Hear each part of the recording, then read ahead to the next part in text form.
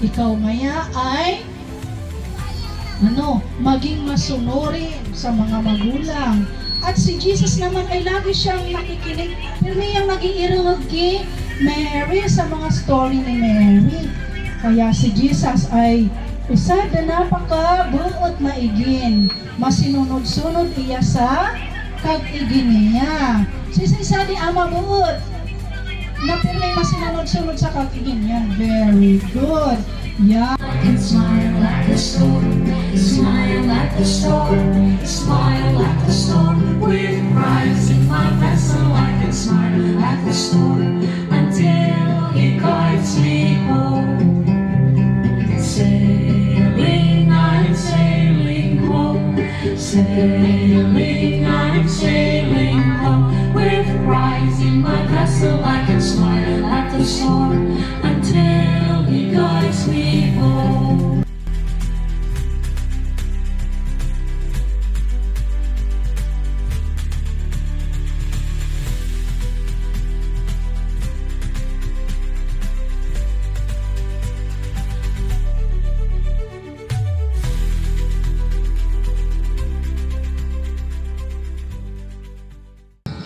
Naugma po kami na makapaglingkod kaninyo mga ngod sa di Perpetual Health. Ako po ay nakagraduar sa di Parina, kaya maaring meron akong mga kabats na narito. Maari din na may estudyante ako kasi 2011 nasa Perpetual Health din po ako nagturo. Kaya yung dumaan kanina, sa dami ng estudyante, hindi ko naman na matandaan yung mga pangalan. Pero alam ko estudyante ko siya, kaya inabayan ko at ganun din naman. Siyempre, nakikilala tayo. Marami akong naging estudyante nung mga time na yun, 2011. At ngayon po ako ay nasa Sagrada nagtuturo. So, tapos na, bakasyon na. Maugma, diri na para balik-balik, nagbiyahe arayo, kamuman, mga eskwela, diri na para amay na migmata, nani, mga kag-igin, amuman, minsan so igin, naglalamaw, so kag-igin, amo nagluluto, pagkaramrag. O kaya, mig para panggisog. So, mapagal pag nag-ieskwela, pero partiyan ka na buhay tanganing ako kita maray na puturo na abuton. Po? Kaipuan, pag-eskwela. Magagigin, kaipuan, magpa-eskwela. Pero, bukas na saan nag-iikot buhay ka na tawo. Kaipuan, balansi, ana, kuwata, ana, buhay. Bukas nang para sa asan aspeto ka na buhay ta, ana, pagtuunan. Kundi maging ana spiritual, ana social, physical, ana emotional aspect. Ngamin tapuan dapat minamangno. So kami po, isa dinguhan tanganing magtao sa magayon na mga lektura. Ano po ay libreng paglilingkod. Pagaman dakilang sakripisyo para sa grupo, kaninyo man, minsan maaari po na kami ay makaistorbo, imbis ng Iyamig TV, kaya inamayan na muna makatapos, tanganing, so ako mga inaabangan na kuwan, si Seato, sila Tanggol, di na ako nagpaparasiling kanta, ako na YouTube, ako Facebook, sa to, parati pero dakilang mga gurang na paborito si Tanggol Kaarki Papa. So, ang matatag na pag-asa, amo poan, pinaka-tema, serye poan, hanggang ka na Biyernes, Sabado pang ramragsadi kami, manangad poan sa matatag na pag-asa. Baga naman sa na-adip ed curriculum, matatag curriculum. So, matatag, masarig. Buhay ta, dapat agko pag-asa. Ngani po, tasali kinaba na di, grabe na sa ng kariribukan, kapurisawan, kasakitan. Masakit buhay Oraldo mga ngodisitayan. Sa ngaran na sa ng pagkaon Oraldo. Pag eda kita permanenteng pinagkakakitaan, amo yan number 1 na nakaka-high blood ka na mga kag-igin. Bakang pagkaan sa karne nakaka-high blood. Nakaka-high blood, pag na pang po sa balay, high blood na yan. Sige, pero mataas boses. Low, mokso na nga niya, kamutamig, girl pa kita ngamin. Alit kita. Ganito po, kaya puwan kita ng mga tao na nabubuhay, bagaman ako mga pagsakit, pagtios, amuyan sandigan ta.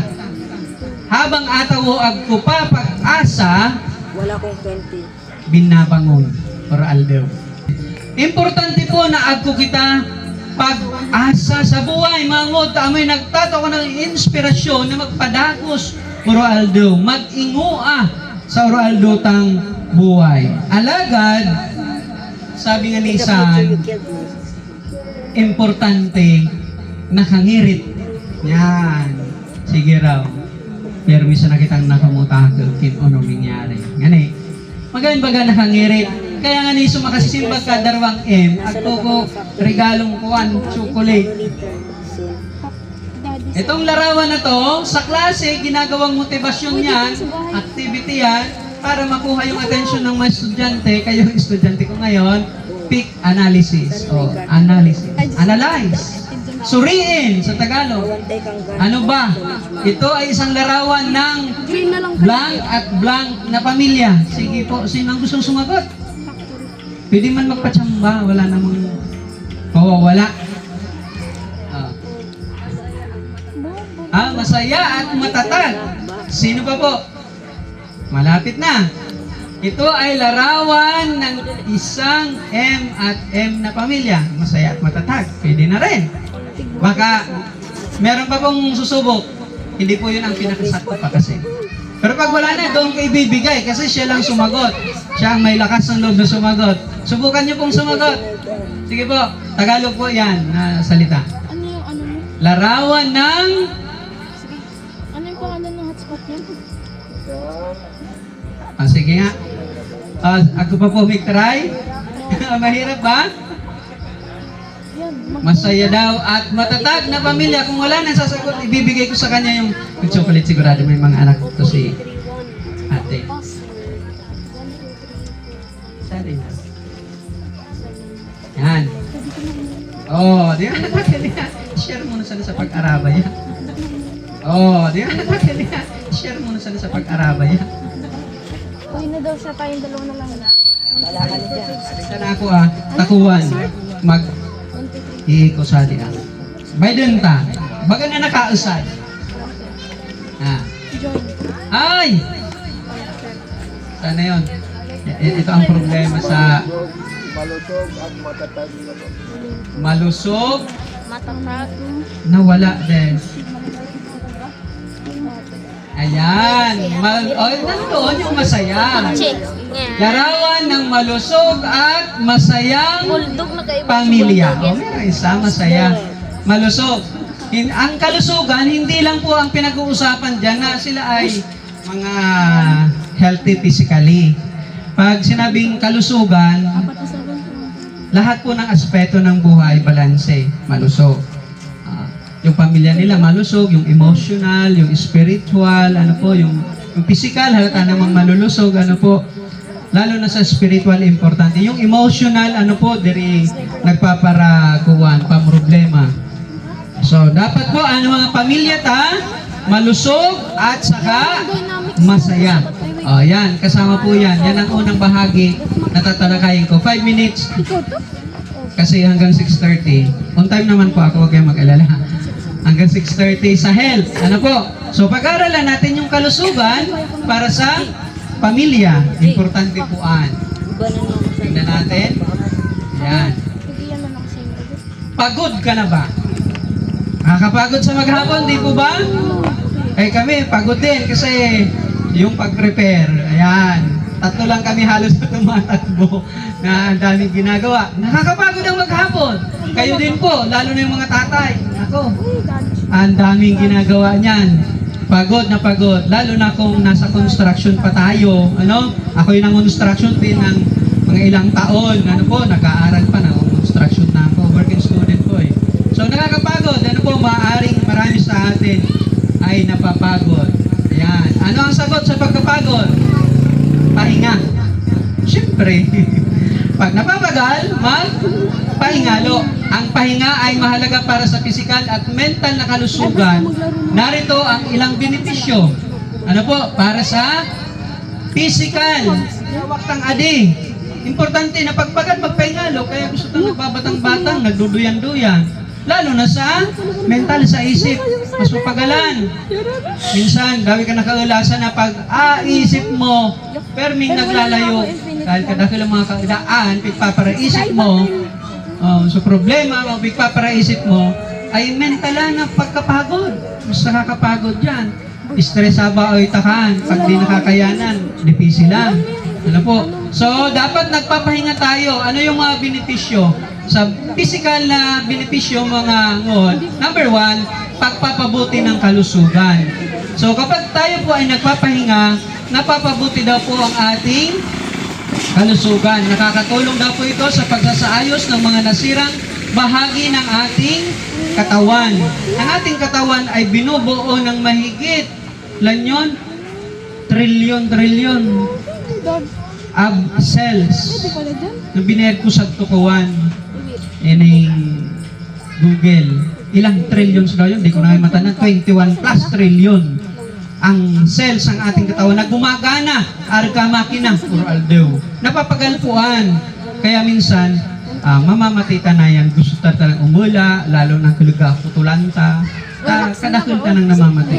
Dapat magpaingalo para mapabuti yung ating kalusugan. Makina nga ni, napapagal kita pa. Damulag na ni, napapagal kita pa.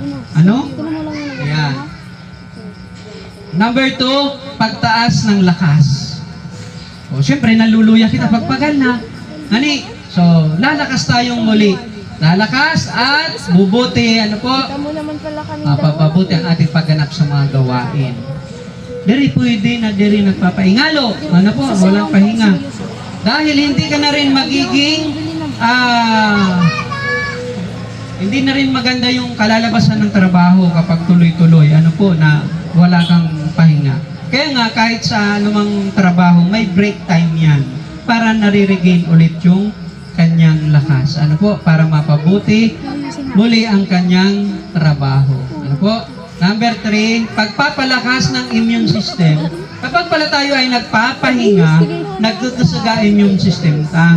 Pag magkasaga immune system ta, nalalabanan ta sa mga ilang. that much. Kaya ana tawo na puro sa natrabaho, abong magpapaingalo, mabuyo mag-ilang. Baka nagastos man sa nangami na inipon niya, nag-alkansya pa iya, nagastos man sa na, pagpabulong. Kaya iyan man po, ana, puro sa na kita trabaho. Dapat nagpapaingalo po talaga kita. May sapat po na pahinga. Hindi lang yung basta pahinga, kundi sapat na pahinga. Ayan, para po yan sa physical. Lalo na sa mental. Ano po? Ano po ang benepisyo niyan sa ating isip? Ano? Kapag tayo po ay nagpapahinga, pagbawas ng stress. Nanakang kausungan daw ang mga igin. Nakaka-stress nga ka, mama. Sige mo na ito panarita. Linya na yung kamaigin, word na stress. Kato naman kan. Pero nguan, kadakil na kan. Amo na yan nera, linyada. Maski ang mga nag-eskwela. Kadakil kaya ngayong project, nakaka-stress niya. Magpara-eskwela. Si ma'am ngayon, nakaka-stress. Stressor na maray niya si ma'am. Ang matuod manan minsan. Lalo na kin, sige, ayot sa project. Kaya ako magpaparayot sa project. Dagdag pa ako sa stress kami eskwela. Ana project sa nang inayat ko. Notebook. Notebook sana. Magsurat ka mo sa notebook ninyo. I-check ko yan. Tamaray para ako makudiguan. Joke lang. Bawal mangudigo. At least, pag nagsuratan, nakatutod na yan. Pag uli sa bali, ako yung pig-adalan. Kada ako ibang inayat sa project, notebook sana. Kita baga pag pigparayatan. Stress man. Number 2. Pagpapabuti ng focus. Yan, sa mga kabataan. Pag walang pahinga, ano ang tawag doon? L. Lutang. Ang may term ni Rama again, lutang. Kasi kulang sa pahinga. Puro cellphone, Facebook, Wi-Fi, lawod na, di natuturog. Kasi gito, EML. Di na pa. Dahil kita sa focus pag permi kitang puyat, pagod. Ano po? Udah kita fokus sa trabaho. Udah kita konsentrasyon. Inuunga mo, unong aning ito? Darwa na nga kapag sabi, pero nag-uunga pa na naman, takwasa di man nag-iirang. Udah focus. Number 3 po, pagpapalakas ng relasyon. Relasyon sa pamilya at kaibigan. yagaan mo yung kinarelasyon amo na napapabayaan dahil lang po sa sobrang kapagalan. Uy, infinite Ano po? tayo. Hindi Kaibanasan na pagpupuyat mga ngod. So kay Puwan, nagpapahinga talaga tayo. Ano po? So, ang kahalagahan ng pahinga, yan na po, last na yan sa part ng health. Kahalagahan ng pagpapahinga, pangkalahatang kalusugan. So, nagkakaroon po tayo ng malusog at kagalingan. Kapag tayo ay sakitin, kulang ka lang ng pahinga. Ano po? Baka masyado ng over-fatigue, abaoy ka, ano po, naawak ka. Pagtaas ng produktibidad. Ano po? Mas nagiging produktibo po kita kapag agpo po kita pagpapahalaga Nasa ilalim na ako sa ng tamang pagpapahinga. Ano po? Pagpapahingalo. Ano po? Nagiging mas mahusay tayo sa ating trabaho, maging sa pag-aaral sa mga estudyante. Pangatlo, pagpapabuti ng kalidad ng buhay. So, nakakatulong sa kalidad ng buhay at pagtaas ng kasiyahan kapag ang tao ay nabibigyang pansin yung pagpapahinga. Ano po? Wag naman puro na lang pahinga. Pahit din yun. Na puro sa naman pahingalo, kauga ka na, sabi ka mga kagigit ay kauslaan naman ngayon. O, iyan man, anaargan. Balansi sana, itinututuruta po. So, eto na po yung pangarwang part, pag-asang nagpapagaling. Kapag tayo ay merong pag-asa, kaya ang tao na may sakit, kapag meron siyang positibong pananaw, ang kanyang isipan ay positibong nagagaling, napakalaki ng chance nagagaling. Pero kung nakamatay-matay siya na, ano na rong, ding mati, adimik paralala sa na ito isip mo, ang kinakaman, ano po, na negatibo. Dapat positibo kaagad tayo. So, nagpapagaling po kapag kita ay agko dakilang paglao. Kailangan kapag pagod, nagpapahinga. Ano ba ang sinasabi ng banal na kasulatan patungkol sa pagpapahinga? An pala, ana mahala Diyos, agko ka na to instruction na dapat talaga nagpapaingalo kita. Sa libro po Kahinises, chapter 2, verse 1 to 3, kinago po ka mo, ballpen, pwede man po anin yung sinusundan. Kami minsan, ako, pag gusto ko, pinipicturan ko, arganta, nababasa man pag pinicturan. So, sabi po sa Bible, sa Genesis, amo po adi itinaonin mahala Diyos. Kaya nga niya ibinigay ang Sabat. Ang Sabat po, ano? Hindi bilang mabigat na utos, kundi isang espesyal na regalo. Isang araw na tumigil, magpahinga at muling mapalapit sa Kanya, mapalapit sa Diyos. So, binigyan tayo ng Sabat. Ang Sabat po, kapag pinag-search mo po ganian sa dictionary o kaya sa cellphone ta, sa Google, ang Sabat, ibig sabihin niyan rest, pagpapahinga. Opo. So, originally, yan po ang sinasabi ng banal na Biblia. Ano po, na salita na ginamit ng Bible ng pagpapahinga ay ang Sabat. So, ibinigay na ng Diyos yan sa atin para regalo. Puon pa ko paglalang, darwa na napaka-special na regalo at tinaunin mala Diyos. So, usad, so aldo na Sabat na pagpapahingalo sa kaso pag-aagum. Amo po ang special na regalo kanato usang katauhan. Nauna ki Eva at ki Adan. Tinawan sila sa aldo na pagpapahingalo, tapos sila ay kinasal. Sila sa unang ikinasal sa Garden of Eden. Kaya pag-aagom. Pag-aagom, regalo po anin mahala Diyos. Kaya amoy panukala niya. Mga single kamunguan, mga pirang taon pa, mingagum ka mo, o migpaagum ka mo. Taamo yan panukala niya mahala Diyos. Kaya tingnan po natin, ang Sabat ay hindi lang basta para makapagpahinga ang pangangatawan. Ito rin ay para sa kagalingan ng puso at isipan. Ayan. Ito ay panahon upang isang tabi ang mga alalahanin at alalahanin natin na mas mahalaga tayo sa Diyos kaysa sa kung anong nagawa o nakamit natin. So, regalo talaga yan. Mimala Diyos na pagpapahingalo. Kasi mas nagiging healthy ang ating heart at ang ating mind. Kapag ino-observe ta po na pagpapaingalo. Weekly, ano po, ang usad na aldaw na itinalagaan ng mahal na Diyos na dapat sa sada semana kung sa sada aldaw na dapat talaga inilalaan tayan special para kikaguran na. Yup, ikaw nga. Kapag nagtiwala tayo at nagpahinga sa Kanya, hinahayaan natin siyang ipanag-uli ang ating lakas sa katawan, sa isip at sa puso. Ang totoong pahinga, hindi lang ito pangangailangan. Ito ay isang biyayang galing sa Diyos. So, hindi lang dahil sa pagod kaya kailangan, kundi alalahanin natin na ang pagpapahinga ay biyaya ng mahal na Diyos. Disenyo ni mahal na Diyos. Dahil siniya, kita mapapagal sa semana. Dapat agto talaga pagpapaingalo. Ano po? Importante yan. Biblia mismo nagsasabi ka natin. Ayan. So, sabi nga natin, ang pagpapahinga na yan ay binabanggit na Sabat. Mamaya may mga teksto tayo sa Biblia na titingnan. Ang Sabat ay isang espesyal na araw bawat linggo. Kung kailan ang pamilya ay pwedeng magpahinga at magsama-sama.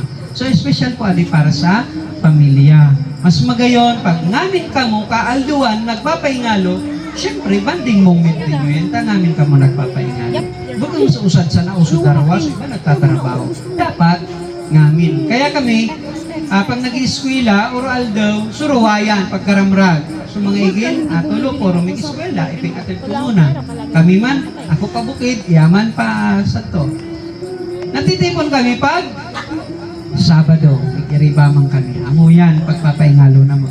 Paiyan sa simbahan. Pag Domingo na naman, saan man kita nabalik? Kanya-kanya man sa trabaho. Naglalaba, naninigid, nagluluto. Sa mga igil, kinunuman na assignment na ginigibo. So, kulang din yung banding. Kasi, busy. Pero naaldo na Sabat, para sa pamilya, ng gayon na nag-iiba.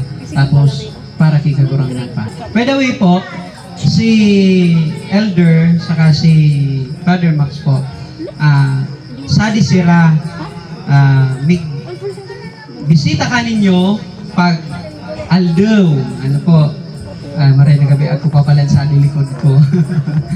Pag aldaw po, ikot sira. Kinago po kang mga unga, lalo naman ng ikadi, iunga po ninyo. Big follow up po sira.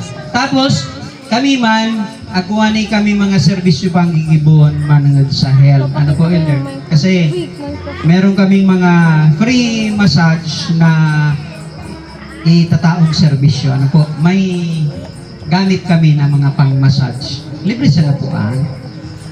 Adi talagang sa desimana, di inilaan po adi na mga para sa serbisyo publiko daw. Bago kaming kandidato.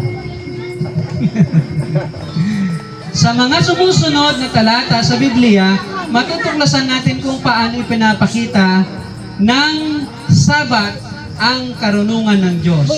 Balansing buhay, trabaho at pananampalataya. Yan ang nilalayon ng Diyos. So, dapat talaga, balansi sa nabuhay ta. Kaya puwantang nagtatrabaho, Oroaldo, naghahanap buhay ta, nagkakaroon kita Oroaldo, kadang kapananaito. Pero dapat, tawan ta sa panahon na disenyo ni mahala Diyos na kita talaga agko pagpapaingalo na dita po ang dapat isinasa itsapwera lang. Ano po? Ay, wala naman sa Aldish.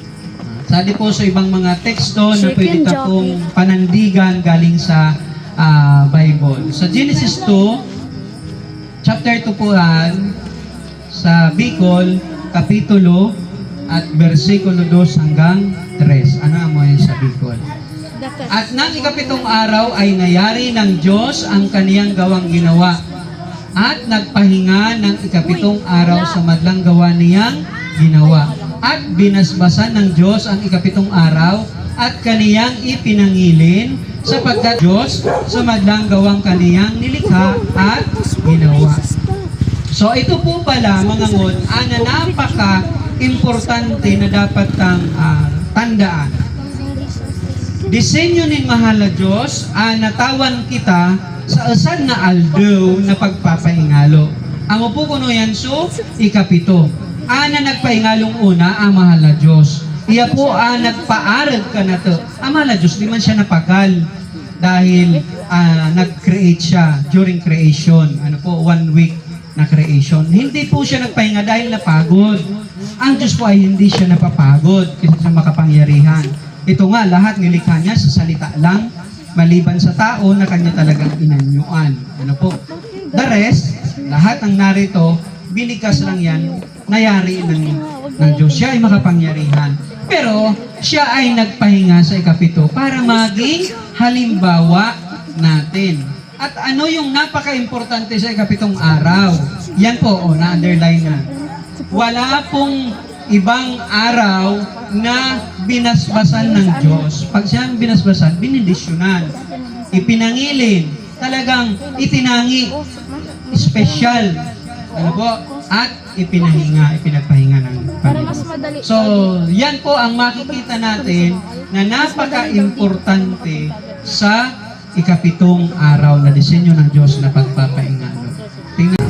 Kaya siguro, baka ngayon mo ngayon yan, pinagalinan ka, nira, kaya binabawi siya ng Seventh-day Adventist. Parang nakakonekta po yan kasi ang mga Seventh-day Adventist ay nangingilin po ng ikapitong araw. Kaya Seventh-day Advent, nag-uulat po pag-abot ni Kagurangnan. Po?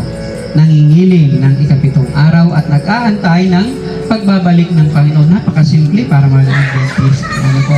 Pero hindi po kami nagpo-promote, sabi nga ni Elder, ng reliyon. Kasi masakit po pag reliyon ang pinag-usipan, may grabong kitakan.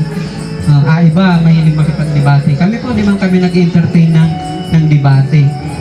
Kasi nakaribok, makligan sa payo. Pag debate, sunod ka, debate. Tamig para sinilyakan, puro tama. Pero mag-adal sa nakita, ngani, tama para ni kita, kikagurangnan. Sabi dyan sa Isaiah 58, ayan, madali na 5 minutes na ako.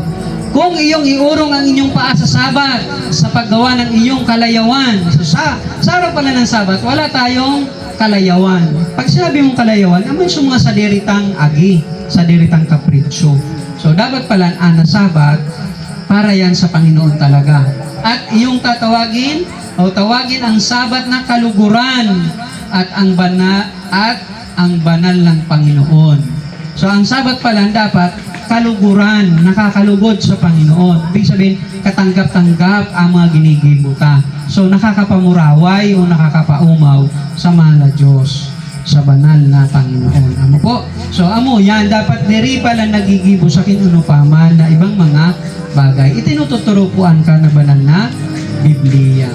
Si Kristo po, kusadi yaraga, kusadi pa po iya, amo pa niya gawi. Sabi sa Lucas 4:16, at siya'y napanasaret na kaniyang nilakhan. Ang Nazareno yan, doon siya lumaki. At ayon sa kanyang kaugalian, siya'y pumasok sa sinaguga ng araw ng Sabat at nagtindig upang bumasa. So si Kristo, kaugalian niya po na pag-araw ng Sabat, nasa sinaguga. Ang sinaguga, amo po ang mga templo kang panahon, kanatunguan simbahan. So, sa madaling sabi, si Kristo man, naging kaugalian niya po yan. Kaugalian. Pag sinabi mong kaugalian, gawin na. Amo na niya practice na pag-araw ng Sabat, siya ay nag-church o kaya nasa simbahan.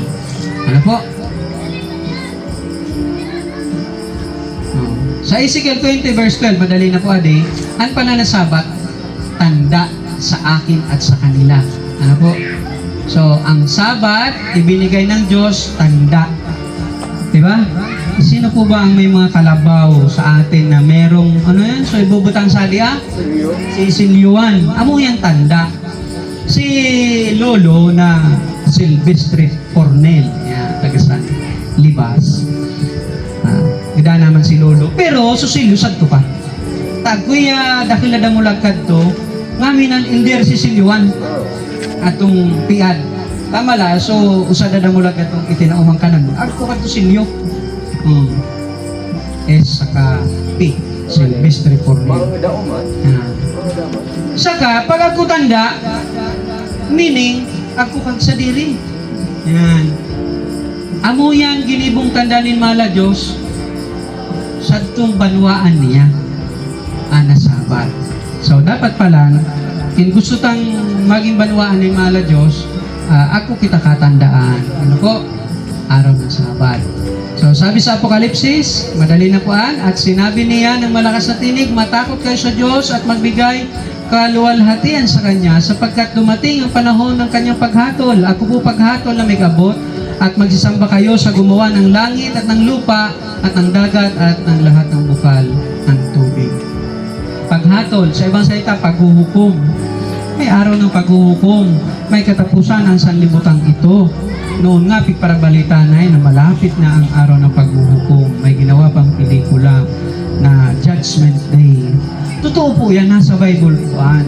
Kaya sabi ka na, magsisamba kayo sa Diyos na gumawa ng langit at ng lupa. Yung gumawa, at yung kanyang paggawa na yon, nagpahinga siya after na gumawa. At yung nagpahinga na yon, yun din ang dapat nating sundan na pinagpapahinga natin. At sinasamba na Diyos, ano po, siya ay nasa kalangitan, ano po.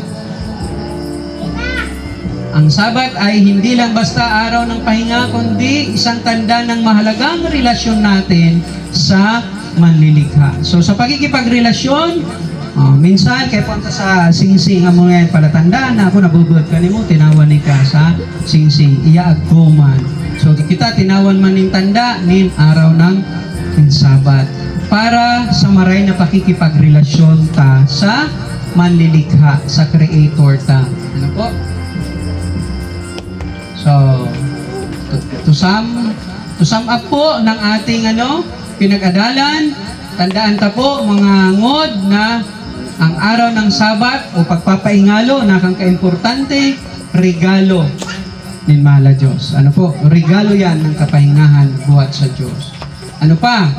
Isang kasunduan o covenant relationship. Kapag palan kita nag-o-observe, nagpapaingalo man kita, kanaalunaan, agkupo kita magayon na kasunduan o relasyon kay kagurangnan. At pangatlo and last, patiking ng walang hanggang kapahingahan. Someday soon, nangako po si kagurangnan na ako kita kapahingahan talaga. Ako inianda yang lugar para kanatep. Kana aldo ni paghuhukom, pagkapusan ng katapusan ka kinabanan, kundi regalo po kan buhay na walang hanggan. Naririyod tapuan kapag nagsisimba kita. Ang buhay na daing kasagpudan. Totoo po yan. Agko po langit ay nandam anamala Diyos. Bagupong kapag nagraan na ataw sa kasagto na langit, bagupong arkan. Kita pong adinismo na nabubuhay, adadaraon po sa to. Kalangitan na to. Pag-abot, pagbalik po ni Kristo. Nagtutubod po kamukan? Ako kan kantakan to. Si Kristo nagadan. So mga gurang na isiyan. Si Kristo na buhay, liwat si Kristo, mabalik giraray. Tanda-tanda, para simbaman po ako kadto. Matudan, tinututuroan. Nasa Bible lang. Kung nag-aadan ako ng Bible, tadi, matuod. Kaya naugma po ako na kamo nagtutubod man ka. Taamo po walang hanggang kapahingahan. Pag sadto na po kaya kita, di naman po kita sa tumigtrabaho, arga trabaho sadi. Sadto po, everything, ipoprovide na ni kagurangnan. Kaya naramraman po ninyo sa paglalang, kay Eva at Adan, nasa Garden of Eden sila. Yung Garden of Eden, perfecto po atong lugar. Ngamin na kaipuan nila, isatto na. Diri po si ramig trabaho, di si ramig tanong. Ngamin isatto na. Migpitas na sa nasira ko, mga prutas. Ngamin, amon to natural na pagkaon nira. Ibabalik po ana paraisong ipinangakuan kung napako si Kristo. Ako po yung darwang kaabay na mga magnanakaw po at to. Amon to kriminal, si Kristo po yung kriminal. Pinaratangan lang siya na kriminal. Pero inako niya itong parata dahil amon to talaga mission ni Kristo kay enayan sa diraga sa langit iya. Ano po? Siya ay ipinahidam ng berhen na babae. Ano po? Misyon ni mahal na Diyos ay padara sa aking bugtong si Kristo. Kaya nagdakili iya bilang asad na tawo pero Diyos siya. Di pwedeng tao siya na. Kasi so mission niya tubuson kita. Amo talaga ito niya mission. So paraiso ipinangako sa to kaabay. So usad nagtuya-tuya. So usad ramraman mo man ngayako. Sabi ni Kristo man pa sana. pinapangako ng mga anak paraiso. Ano po? Bakit katong pagraan na to, kundi sa muling pagbalik ni Kristo, kaibag to. Dahil sa kanyang pagkabuhay, nag-stay pa siya sa diraga, tapos nagsakat na siya sa langit. Tama po. Nasa Bible po, pagkadalan tayong kasunsunodaan doon. Santo yung one langit. Pero migbalik pa siya otro. Para sa tuwalang hanggang kapahingan. Kaya naugma po akong ibaritaan kanina. Naugma po kamo? Siyempre, dahil kita kapagalan sa tuwan eh. Gusto ko po kamong ipangadji. Ano po? Kaya i-request ko po na magtindig po kamo. Magtirindig po kita. Tapos na po kita sa pag-aadal. Ang oras po ay alas 7. 7:02. Tayo po'y manalangin. O dakila naming Diyos, Ama namin na nasa langit ka, maraming salamat po sa inyong anak, ang aming Panginoong Hesus, na nabayubay sa cross para po sa aming mga kasalanan. Ito po ay kanyang ginawa para sa aming kaligtasan, Amang Banal. At ito po ay ipinangako ninyo sa amin na kami magkakaroon ng walang hanggang kapahingahan sa langit na bayan na inyo pong ipinangako. Kaya Panginoon, maraming salamat po sa gabing ito na aming natunghayan ang kahalagahan ng pagpapahinga. Lalo't higit ang katuruan ng inyo pong banal na kasulatan na ang ikapitong araw na siyang dapat naming ipinagpapahinga samantalang kami narito pa sa lupa. Turuan po kami, Panginoong Diyos, na ito po ay aming masunod upang kami maging kalugod-lugod po sa inyo pong banal na harapan. Narito po ang aming mga kaibigan sa lugar po na ito ng Perpetual Health. Pagpalain po ninyo, Panginoon, ang aming mga magulang na narito, mga kabataan, ang mga bata na nakikinig. Nawa po ang inyong mga salitang ito, Panginoon, ay matalim ng malalim sa kanilang mga puso at isipan. Higit sa lahat, Panginoon, diadalangin namin kung meron po silang mga kapighatian, mga problema, naway masumpungan po nila ang kapahingahan dahil po sa araw-araw o gabi-gabi naming pag-aaral at sa patuloy po naming pagtuklas ng inyo pong mga pangako na magdadala sa amin ng mas matatag na pag-asa. Maraming salamat po, Panginoon, sa pagdinig ng aming samot dalangin. Pagpalain po kaming lahat sa pangalan ng aming Panginoong Hesus. Amen.